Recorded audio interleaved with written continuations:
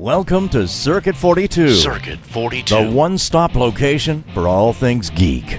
This episode is brought to you by our sponsors, Dragon's Lair San Antonio and Gotham Newsstand. Sit back, relax, and most importantly, enjoy another episode of Circuit 42. Circuit 42. Hey everybody, and welcome to the newest episode of Super Circuit World. I am your host, Ian McIntosh, and I am here with special guest and professional awesome person, Tiffany Branum. Hi there. Thanks for having me, Ian. Awesome. So, for those 5 people on the internet who don't know who you are you and what do you do? Oh, well, I've been involved in gaming for almost 15 years. I've been running a lot of gaming events and tournaments at a lot of the Arizona conventions, including Phoenix Comic-Con was probably the biggest show we ever did. And then in the last couple years, I decided to branch out and start making my own games. So that's what I'm doing now, and that's why people generally know me is through organizing gaming events throughout Phoenix. And what is the game that you're actually starting? Well, the first game I'm starting out with is going to be called Battle Gnomes, and it's a card game. It's about an hour-long, family-friendly card game about gnomes battling each other. That's awesome. Now, do you plan on doing anything else after this project, or are you going to mainly focus on card games?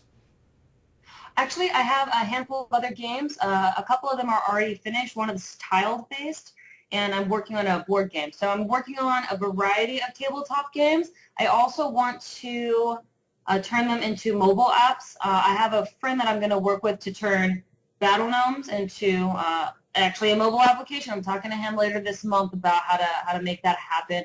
Eventually, I might actually go into video games. I have a lot of things that I want to do. It's just one step at a time. So I do have a few other non-card game games in development, and then we're going to try to branch out to other mediums. Now, question for you. You mentioned other people that you have working on the mobile apps to help you out there. Now, is it a team of people? Like, how many people are working on this? Oh, no. Well, with the mobile app, I just know somebody who does it regularly. It's his day job. And he wants to look into how to create that for me because he's trying to branch out of what he currently does and do something a little bit more kind of like a side hobby, something that would be interesting to him. And, of course, we'd work out a contract to see what he could develop. I'm curious to see how he could make it work. The way that Battle Gnomes is made, I mean, it would be really easy to make that a mobile app, I think. I could see people being able to play that from their phones. And what's Battle Gnomes about? Like, how's the game play out? So you get a set of gnomes, or rather you choose a set of gnomes from, there are 24 available gnomes, and you'll choose your gnomes in a recruitment phase, essentially, and then you kind of set up what your household looks like, and then the other players do the exact same thing. So everybody's setting up their yard and choosing their gnomes, and then you arm them with the weapons and defense items and the yard items that you think are going to be the most effective, and you kind of create a combination of things that will make you battle ready. And then you go into battle with the other households. So each household of gnomes, which can have 2 to 4 gnomes in it, goes into battle with the other households to see who is the mightiest gnome household on the block. So gnomes in this game are very competitive, and they just want to show who is the strongest gnome household in the neighborhood. So, be honest, did you really just do this so you could say the word gnomes as many times as you want? Oh, it's not a bad one, but probably. So there were a lot of fun little things I could do with it too, and I've actually tried to remember. I'm like, where did this idea come from? Because I actually don't have a yard, so I don't actually remember exactly where it came from, except the idea of miniature creatures just battling each other for the sake of neighborhood control amused me. So, is there anything that you compare it to, like anything that anyone might have played to give them a better idea of what the game's like? Yeah, I would actually compare it to Munchkin because you kind of fortify your munchkins, yourself. You put things in front of you that defend you, and then you play cards out of hand, and you can also make alliances. These are things that you can do with Battle Gnomes. The difference is a lot in the theme and, of course, how that plays out. But Munchkin by Steve Jackson Games is a similar type of game where you choose, where you battle something. Of course, there it's a monster, but here you're just choosing another player to do the same thing with. That is too cool. Now, you said that you're starting the Kickstarter next month? Yeah, June 7th. I actually decided to do it right after Phoenix Comic-Con because that's a really big audience. I want to get people familiar with the game at Phoenix Comic-Con so that they know that they want it. So are you planning on doing a demo, or do you have anything to demonstrate there? Yeah, I definitely do. The final prototype is coming in this week, actually, but by then we'll have a few different copies of the game. I have a table that's going to be running Battle Gnomes nonstop for 4 days.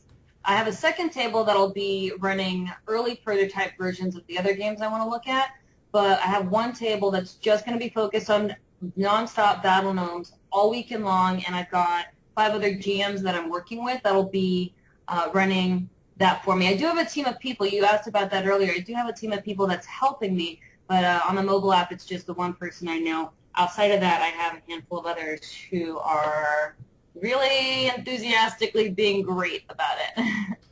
And for people wondering, like, what table have you confirmed what table you're at the convention? Oh yeah, B1 and B2. So in the Hyatt on the second floor, it's going to be B1 and B2.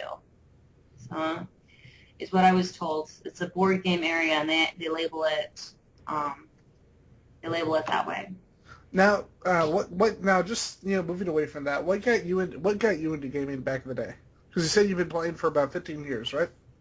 Yeah, it was a convention actually. My stepdad needed some help. He was running gaming back in the day. He was running gaming at this local convention, Hexacon, actually was a thing, and he told me that it was an option for me to come and lend him a hand. Not actually running games, but organizing the behind-the-scenes thing, which I did the first several years doing more of that, organizing the logistics of the convention. But when I got there, after helping him organize some of those behind-the-scenes things, I just decided to sit down and see what everybody else was up to. And I found some very unique games I had never seen before. But after that, I kind of fell in love with it. And I was in college at the time, and I got my friends playing these games. I bought a handful of them and then brought them to my dormitory, and we all started playing together regularly, and that really kind of got the ball rolling. And I started with Apples to Apples. I remember that was the first game that I played at this convention that I was unfamiliar with. So. That is really cool. It just, the great thing is, like, there was a point in time where tabletop gaming, where it just wasn't, there was almost no focus on it because people were so into video games, and now it seems like tabletop gaming and card gaming have just gotten that much bigger in the last 10 years. Hugely. I absolutely agree. Yeah, no, entirely. I think it's, there are a lot of reasons that are potentially for that, but I think people are finding more in the last 10 years how you can use tabletop games for family and for friends. But I think people are seeing how you can incorporate them a lot more regularly as opposed to every once in a long while, let's play a board game or a tabletop game. Instead, it's, you can use them on a fairly regular basis for people to just enjoy each other's company, and that's becoming a lot more common and popular. I think video games are interesting and fun, but I think also that people are kind of wanting that human contact, especially as we get a little bit more internet focused. Yeah, because I just don't even like online gaming at this point because I just like playing next to my friends, Right, exactly. It's that interpersonal contact that I think people are starting to miss. They didn't even know they were missing it. In the last 5 to 10 years, we realized, wait a second, we're kind of online all of the time, which is very similar to video games too. So now we want an excuse to be around other people. And the good thing about that too is that a lot of people who wouldn't Because I've had friends who they just cannot handle video games. So it's not like the control, coordination, that kind of thing. But something like this is just so much easier for people to get into, and you can just draw such a larger audience.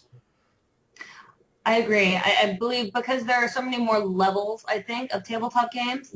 You've got your everything from the intro to the mastery of it. You've got a lot more options, whereas a lot of video games, you don't necessarily know what level they're going to throw you into when you start.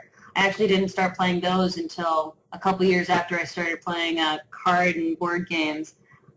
I wasn't actually allowed to play video games growing up, so the fact that I'm so involved in gaming now is a little ironic. So, question I wanted to ask you, like one of the big things, especially when I was in Arizona, when I think you had like added me on Facebook a little while back, and I asked one of my friends, "Oh, do you know that Tiffany Branum is? She just added me on Facebook," and she said, "Dude, she's like the gaming girl for Arizona." Now, did you ever expect anything like that? Because that's kind of crazy. It's interesting. I got that a couple times. It's really neat. And no, I didn't expect that. I just kind of did what I did. I worked on conventions for a long time, and then I was asked to organize the gaming for a handful of conventions, which I did over a couple of years and went to places and played the games.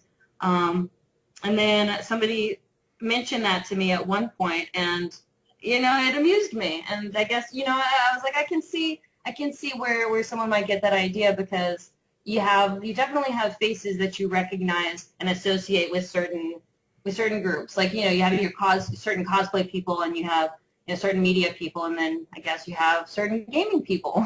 So it's flattering that I did enough to get people recognizing who I am. It really seems like I was thinking about this while we were getting ready for the interview. The person who really brought back gaming, like everyone started with like D&D, Shadowrun, but the person who's really brought gaming really out there as far as developers has been definitely Steve Jackson. I think he had a lot to do with it. Absolutely.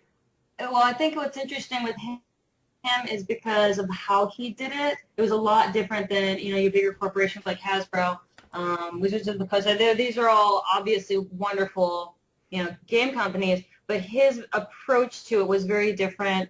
He essentially got other people to go out to all of the big events and demoed his games for him, and then he focused on kind of more of the quick and easy learn games as opposed to the really large setup games. So those were two things that made it more comfortable for people, especially new players, and less intimidating. And then he had his team of people that were trained how to be as friendly as possible when getting new people involved. And I think those things were huge for him. It was very personal, and it was very one-on-one for the people interacting with his representatives. Yeah, because I know it's very much stereotype, but there's some truth in it. That prior, like in the couple of years, decades before, it felt really much almost like a club. A lot of the tabletop scene did become really, really difficult for people to get into it. And like you said with this, and people kind of being influenced by that, things have become a lot easier and a lot more welcoming. Yeah, absolutely. Absolutely. Well, when I was in college, after I had got involved in the gaming, I realized that there were several groups of people that played games, but they were all in groups of, 4 to 6. These all kind of isolated groups. And so I started with a couple of people that I knew, a gaming club, and we were pretty surprised when the first semester we already had at least 50 people join us, but we wanted to essentially unite all of these people that really only felt comfortable with a few other people that they did this with, and you kind of can connect the dots. We tried to bring more people who were interested in this together. At the same time, when you're referring to new people getting involved in this, you definitely have to take a certain approach, because a lot of games, I think, were designed with you already have kind of a base understanding, and not new people don't have that. They don't have a base understanding about how things work. It's just an automatic, this is how games are run in this industry. They don't necessarily know that, so you have to be as sensitive and gentle with that as possible. So Like, what are some of your favorite games growing up? Like games that played for past and now.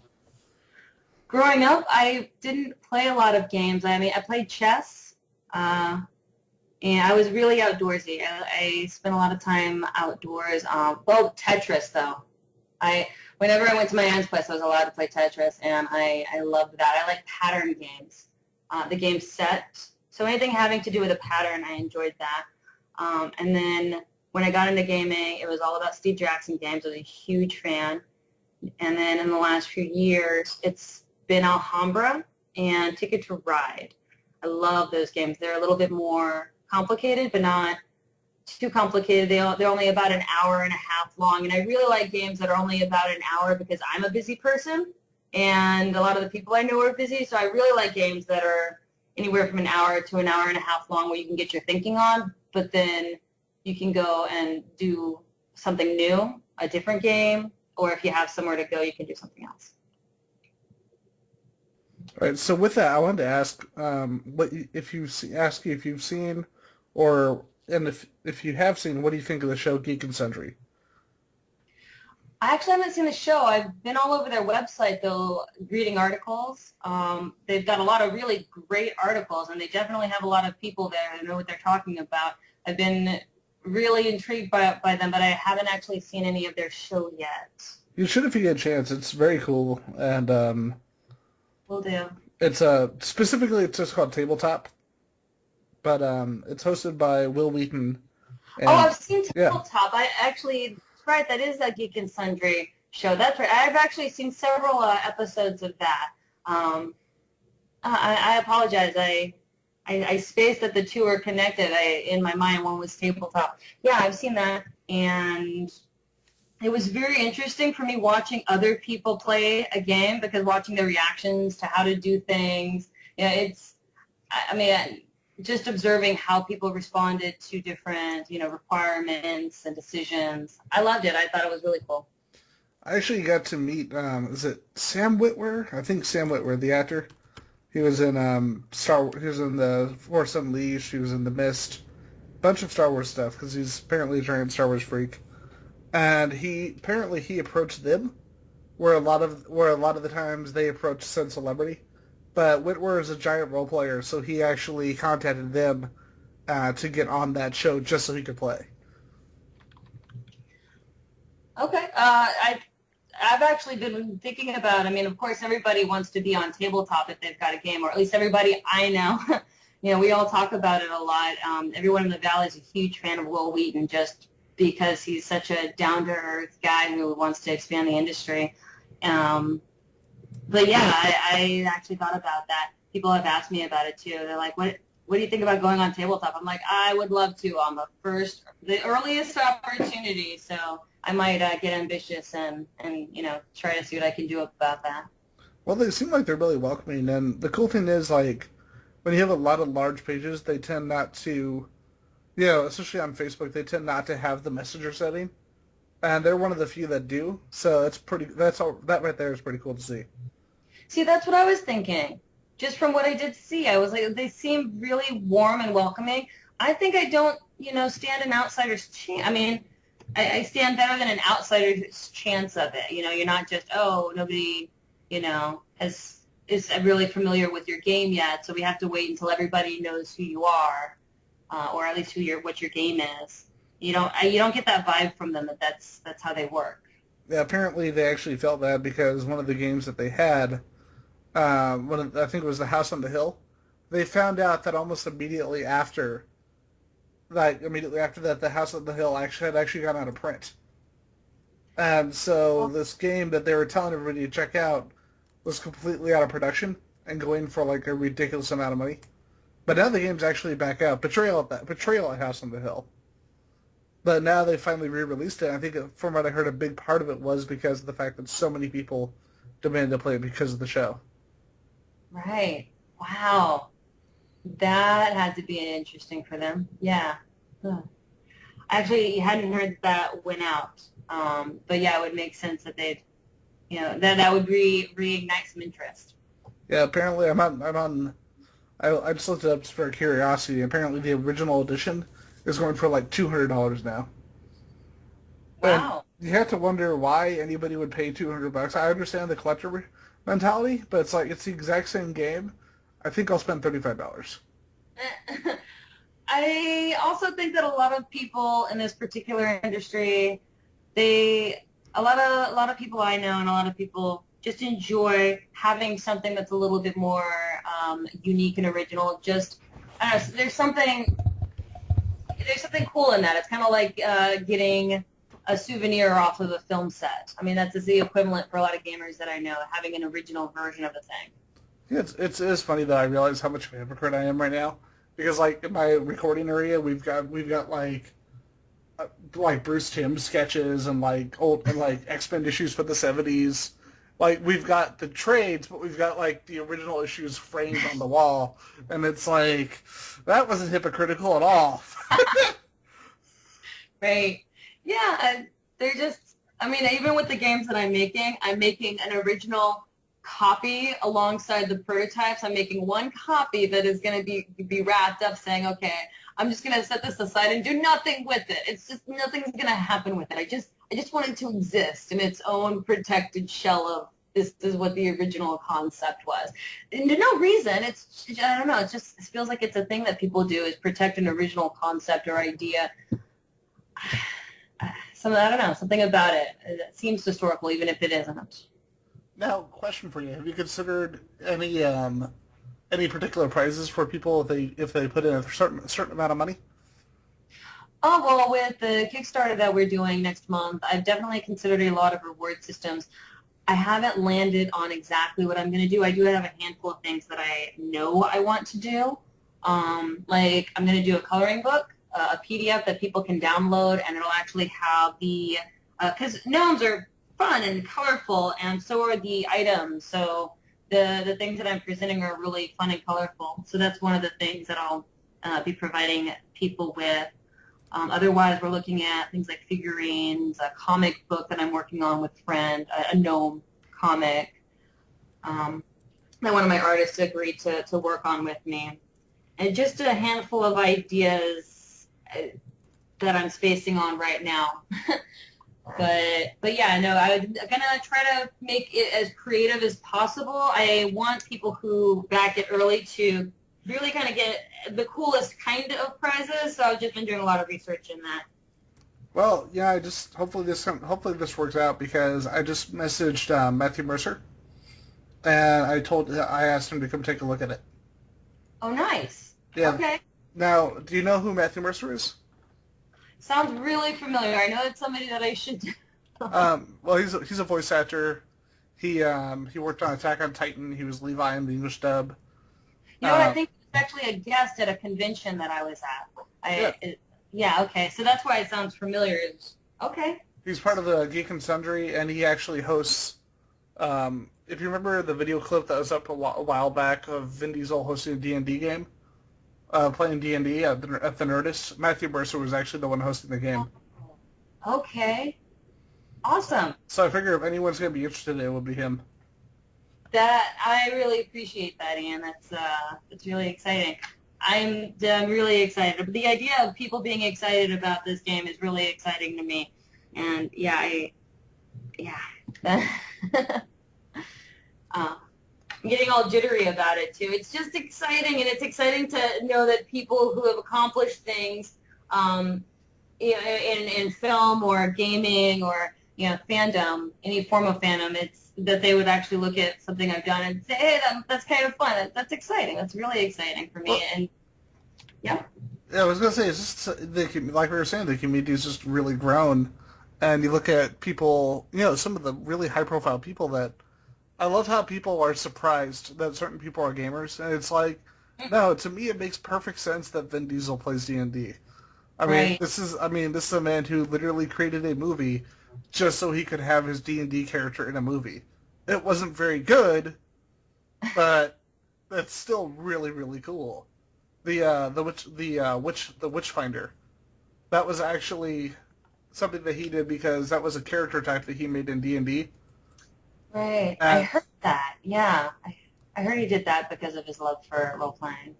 And I think the first thing I had heard about it, there was an interview with him on Jimmy Kimmel, and It's funny seeing Jimmy Kimmel try to give Vin Diesel shit because he could just like squash him. And he was talking about how I think it was Triple X was coming out at the time, and apparently when they were coming up with like fake tattoos for him, one of them was actually his character's name in Elvish. Oh, wow. Sure. And I think people like him and, unfortunately the late Robin Williams, they really, really did help in a lot of ways. And it's kind of cool to see people like that just coming out and being like, yeah, I do this. It's awesome. Who gives a shit? I think it makes perfect sense that anybody in the entertainment industry is interested in gaming. I think that something that gets missed is the fact that games allow you to be your most creative self. They allow you to bring that creativity and speculation to the table in a way that you're not necessarily attached to it, right? You're not losing anything, but now you have this opportunity to think critically, to make a plan, to make decisions, and kind of throw yourself into this situation that you're not going to lose money off of. You're not, it's not your finances or anything. You get to be creative. Just as long as you're careful of the amount of gaming stuff you buy. Well, sure. Yeah.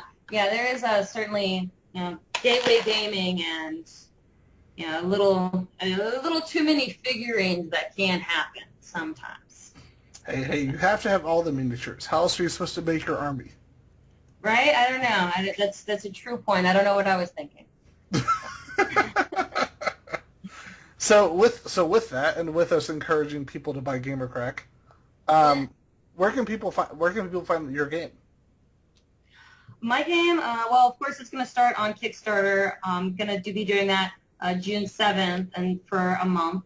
And then after that, I'm going to be putting it up. I have a website, branumgames.com. So it'll be sold through my website. And I am considering, it kind of depends on the success of the game, but I'm considering Amazon. And then I'm going to try to see what game stores I can get it in directly, stores that are specifically game stores. So I'm going to see where I can do that. So my website, definitely, branumgames.com. And then beyond that, probably Amazon and whichever game stores find it to appeal to their audience. And one more question before we wrap up the show. In addition to Phoenix Comic-Con, are there any other conventions that people can find your game at coming up in the near future? Oh, yeah, for sure. That's going to be the one right before I kickstarted, but a week before that, I'm actually going to be in Los Angeles at GameX, one of the Strategicon conventions. I'll be demoing the game there. And then later in the summer, there's a convention in Arizona called MaricopaCon I'll be at. And, of course, I have to go to Gen Con because, Gen Con is amazing and wonderful, so I'll be at Gen Con as well. So GameX in LA is in 3 weeks. It's in late May. And then MaricopaCon is an Arizona convention, a growing Arizona convention in August, and then Gen Con will be a couple weeks after that in Indianapolis. That's awesome. And before we bring the show to a close, is there anything else that you wanted to mention? Any other information on the game or projects you're working on?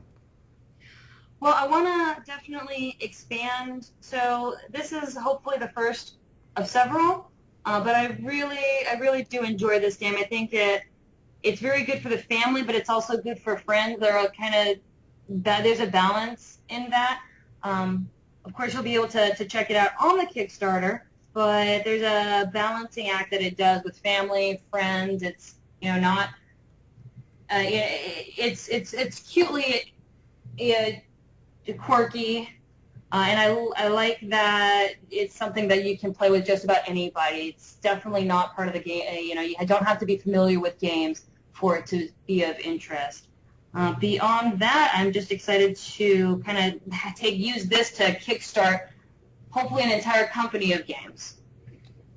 That is too cool, and I can definitely see it taking off because, like, when I first saw the page and some of the artwork from the game, it just really did surprise me just how professional it looked, especially for a first project. Thanks. I'm really excited about it, and I was excited to make the leap to take that jump and just decide, you know what, I'm going to do this thing that I love, that I have fun with, and get other people involved in having fun with something I enjoy. That is really cool. Thank you again for coming on the show, Tiffany. We haven't done an episode of super. I can't fucking talk. We haven't done an episode of Super Circuit Brothers in a long time, so this is really cool coming back to this. Awesome, very cool. Yeah, thanks for having me. I am really happy to talk about the game and to talk about gaming in general. I love the industry, obviously, and I enjoy talking with people about it. All right, and with that, we come to the end of the newest episode of Super Circuit Brothers. And remember, guys, keep on listening and keep on playing games, because what the hell else are you going to be doing?